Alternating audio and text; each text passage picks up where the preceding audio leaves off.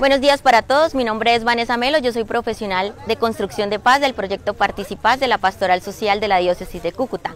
El día de hoy estamos realizando un evento deportivo en el municipio de Sardinata con la finalidad de promover y dar apertura a los ciclos formativos de la Iniciativa Local de Paz, Deportes con Principios. Este evento se realiza en articulación con la Alcaldía Municipal de Sardinata y la Alcaldía Municipal de Bucaracica. Lo que pretendemos es propender a que la comunidad, los líderes deportivos y los entes locales se sumen a esta iniciativa local de paz con la finalidad de construir la paz a través del deporte. Las gracias a Pastoral Social por este apoyo hacia la selección Sardinata, que es el equipo que el señor alcalde Hermídez Moncada a bien tiene de patrocinar para la participación en el campeonato departamental de fútbol.